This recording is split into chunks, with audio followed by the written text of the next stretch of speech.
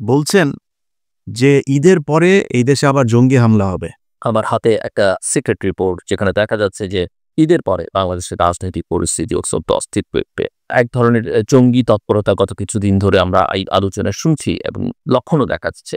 এটা বাড়বার একটা আশঙ্কা আছে। তিনি বলছেন দেশে নাকি কোন এক সাংবাদিক এটার সাথে জড়িত, কোন আলেম নাকি দেশের কে কারা জড়িত, আর প্রবাসে একজন আছে কোথায় নাকি থাকে, সেও নাকি জড়িত। যে নিষিদ্ধ ঘোষিত কিছু সংগঠন তাদের অন্তত ৩ জনকে ক্লিয়ারলি আইডেন্টিফাই করেছে রিপোর্ট। এদের সঙ্গে একজন সাংবাদিকও আইডেন্টিফাই করা গেছে যিনি এইসব তৎপরতার সঙ্গে যুক্ত। তার কাছে একদম পুরো খাতা ৩-৪টা পৃষ্ঠা নিয়ে তারপরে তিনি বসেছেন। ওরে বাবারে, তার কাছে সব তথ্য। হ্যাঁ, কিভাবে হামলা হবে, কোথায় কোথায় হবে, সে আগের মতোই নাকি গুরুত্বপূর্ণ জায়গায় কোর্ট এইসব সেইভাবে নাম ধরে ধরে বলছেন। পসিবল থ্রেট লক্ষ্য করা যাচ্ছে। তারা গভর্নমেন্টের বিভিন্ন ইনস্টলেশনে হামলা চালাতে পারে, লোকাল কোর্টসগুলোতে হামলা চালাতে পারে। পরে ধৈর্য নিয়ে ওর পিছন দিয়ে ডিম ঢুকে ওরা জিজ্ঞেস করেন যে তুই এই তথ্য কই পাইলি, কই হবে, কারা করবে, তাড়াতাড়ি নামের লিস্ট দে। আমরাও সেটা জানতে চাই, কারা এই দেশের জঙ্গিবাদ এই করতে চায়, তাদের আমরা খুঁজে বার করতে চাই। ওর কাছ থেকে তালিকা নেন, ও কোথায় পেয়েছে এইটা। এরা হচ্ছে খুব চিপ রেটের দালাল। এরা বিভিন্ন দেশের গোয়েন্দা সংস্থার কাছ থেকে টাকা পয়সা খায়া তারপরে বাংলাদেশে অস্থিতিশীল পরিস্থিতি তৈরি করতে চায়। ভারত নিশ্চয়ই এর ওই হয়তো বড় অঙ্কের একটা মোটা অঙ্কের টাকা দিয়েছে। এই টাকা পয়সা নিয়ে সে এখন আবার আগের ন্যারেটিভ দাঁড় করাইতে চায়, এই দেশে আবার হামলা হবে ঈদের পরে, মানে জঙ্গি হামলা হবে, এই দেশে প্রচুর জঙ্গি আছে, এদের সাহায্য করো। এত সোজা না ভাই। 5 তারিখ এমনি আসে নাই। যদি কেউ মনে করেন 5 তারিখ এমনিতেই চলে এসছে, এটা মনে করার কোনো কারণ নাই। আল্লাহ নিজের হাতে ধরে আপনাদেরকে এই গিফট দিয়েছিল। এটা যদি ধরে রাখতে চান তাহলে এটা নার্সিং করতে হবে। এই যে 8টা মাস হইল, এখনো পর্যন্ত বিএনপি জামায়াত সহ বিভিন্ন লোকজন জেলখানায় আছে। জেলখানায় থাকা মানুষগুলিরে এখন পর্যন্ত জেল থেকে বার করতে পারলেন না। রোজাটা করলো তারা জেলখানার ভেতরে। ইফতার কি করে, তার পরিবারের অবস্থা কি, 15 বছরে এই মামলা চালাইতে কি অবস্থা। আর ভাই, এই জেলখানার মানুষগুলোর এই যে প্রতিদিন তাহাজ্জুদ নামাজ পড়া, আল্লাহর কাছে সাহায্য চাওয়া, দেশের জন্য আল্লাহর কাছে কান্নাকাটি করা, এই জন্য 5 তারিখ এসেছিল। তাদের চোখের পানির দাম দেন নাই, তাদেরকে এখন পর্যন্ত জেলখানায় রাইখা তারপরে ক্ষমতায় চলে আসবেন। এত সোজা, এত ইজি আপনি ক্ষমতায় চলে আসবেন। এখনো তারেক রহমান দেশে যাইতে পারে নাই। ক্ষমতা বহু দূরের ব্যাপার। খুব রীতি দেখাইছেন না, শেখ হাসিনা দেশে আসবে, শেখ হাসিনা এই আবার করবে, আওয়ামী লীগকে আমরা মাফ করে দিব। তোর কাছে মাপ চাইছে?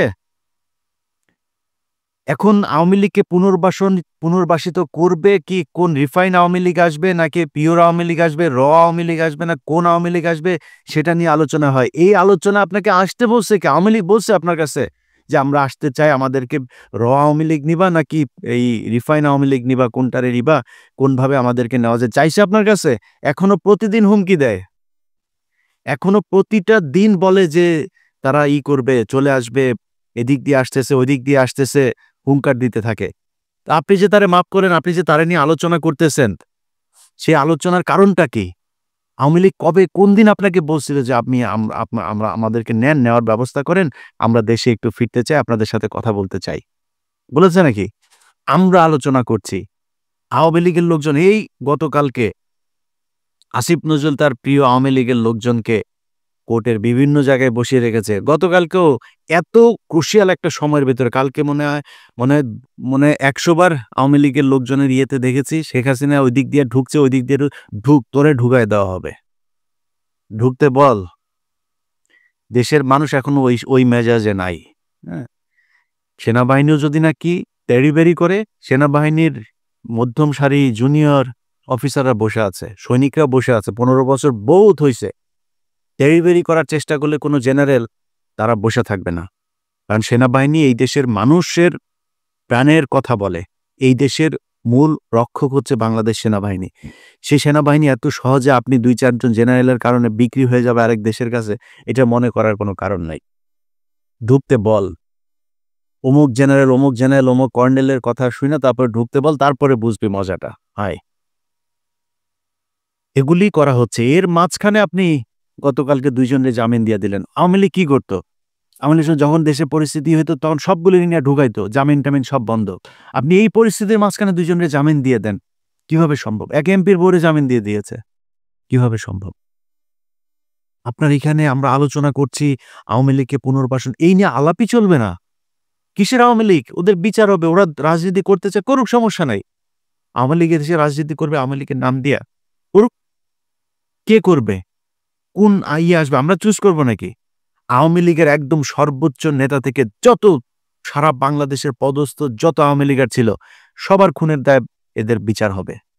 বিচারের মুখোমুখি হোক আগে, আমাদের আলোচনা হবে বিচার নিয়ে। আপনি তার পুনর্বাসনের জন্য কথা বলছেন, পুনর্বাসন নিয়ে আপনারা আলোচনা করতে বসে। এত প্রীতি, এটা তো এই 15 বছরের বাম্বুতে ঠিক হয় নাই এখনো পর্যন্ত।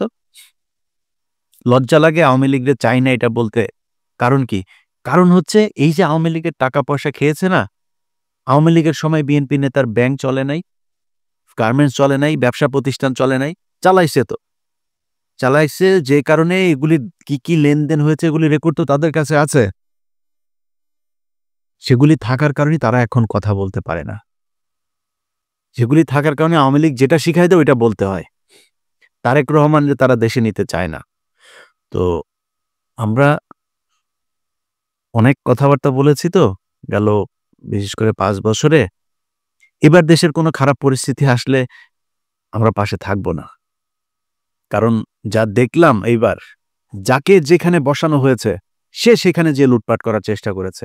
কেউ এই দেশের কথা চিন্তা করে নাই, এই দেশের মানুষের কথা চিন্তা করে নাই। আপনি ছাত্ররা, আরে বাপ, তোর 100 কোটি টাকার মালিক হলে তুই সেই টাকা কই রাখবে এটাই তো তুই জানিস না এখনো, সেইটাই শিখিস নাই। তুই টাকার পেছনে দৌড়ানো শুরু করছিস। তোর সাথে যেই যারা কিনা মারা গিয়েছে তাদের পরিবারের গুলোর কাছে এখন পর্যন্ত টাকা পয়সা, তার সাহায্য সহযোগিতা, তার পরিবারের পাশে দাঁড়াইতে পারিস নাই। তুই টাকা পয়সা কামানো শুরু করছিস যারে যেখানে বসানো হয়েছে। এই জন্য তো মানুষ, খালি আমি না, মানে আমার চাইতে তো বেশি অবদান এই দেশে যারা রাস্তায় থেকে তারপর মারামারি করেছে, গুলি খেয়েছে, মারা গিয়েছে, অন্ধ হয়েছে, পঙ্গুত্ব বরণ করেছে। এই লোকগুলি আর আসবে না আপনার পাশে। এভাবেই থাকতে হবে। তো যেটা আগেই বলছিলাম যে মির্জা ফখরুলের মতো এইসব কালপিট আওয়ামী লীগের দালাল যারা আছে তাদের জন্য যে কথা বলবো না এটা না বলে পারি না, কারণ ওই যে সাধারণ মানুষগুলো আছে না তাদের জন্য। বাট আমার মনে হয় আর কি সাধারণ মানুষের এটাই মনে হয় ভাগ্য, এই কোনো পাপ বোধহয় আছে যেই কারণে আমার কপালে আসলে ভালো কিছু নাই ভাই। এই জন্যই হয়তো এরকম হয়। তা না হইলে এরকম বিশাল একটা সুযোগের পরে এই দেশের মানুষগুলি ঠিক হইল না, মানে মানুষগুলি বলতে এই যে যারা জায়গা মতো বসানো হইলো তারা কেন ঠিক হইল না এটা আমি জানি না, এটার কোনো ব্যাখ্যা নাই ভাই। ও আমার আজকের ভিডিওর মূল কথা হয়েছে যে ভাই, যে জন্য এই দেশটা 15 বছর আরেক দেশের কাছে জিম্মি ছিল সেটা পয়েন্ট আউট করা এবং পদক্ষেপগুলো নেয়া। এটা যদি না নেন কালকে পরশু এই যে ঝুঁকির ভেতরে আপনাকে থাকতেই হবে। ভারত আপনাকে কখনোই শান্তিতে থাকতে দিবে না, এটা মনে করার কোনো কারণ নাই। অতএব যদি মনে করেন ওই ঝুঁকি, ওই শত্রুকে দমন করতে হবে, প্রকাশ্যে আনতে হবে, প্রকাশ করতে হবে যে ইয়েস আমরা এটা চাই না। এক বিএনপি আর জামাত যদি নাকি প্রথম আলোকে শেল্টার না দিত, প্রথম আলো বাংলাদেশে এতদিন থাকতে পারতো না। অনেকে বলে গণমাধ্যম, আরে ভাই গণমাধ্যমের মাঝখানে অনেকগুলো অফিস টফিস সব জ্বালায় দেওয়া হয়েছে, কি হয়েছে? বন্ধ হয়ে গিয়েছে, কি হয়েছে? করা হয়নি। প্রথম আলোর যেই সাংবাদিকগুলো, এই যে টিপু সুলতান থেকে শুরু করে যেগুলো আপনার জঙ্গি নাটক সাজাইতো, কারোর ব্যাপারে কোনো পদক্ষেপ নেওয়া হয় নাই। একদম ওইভাবে প্রথম আলো চলছে, আনচেঞ্জড। এইভাবে আপনি চালায় যাচ্ছেন। তো এই জন্য বাংলাদেশ স্বাধীন হয় নাই এবং এইভাবে স্বাধীন রাখা যাবেও না। যে কারণে আমি মনে করি সবকিছু তাদের মতো করে সেট আপ রেখে তারপরে কেউ যদি মনে করেন সামনে নির্বাচন হবে আর সেই নির্বাচনে বিএনপি ক্ষমতায় আসবে, আমি মনে করি না এটা ঘটতে যাচ্ছে। কিছু একটা ডিফারেন্ট কোনো কিছু একটা যে কোনো সময় ঘটে যাইতে পারে যদি আসল জায়গায় হাত না দেন। আশা করি আমার ভিডিওর উদ্দেশ্য আপনাদেরকে বোঝাতে পেরেছি। সবাই ভালো থাকবেন। আল্লাহ হাফেজ। বাংলাদেশ জিন্দাবাদ।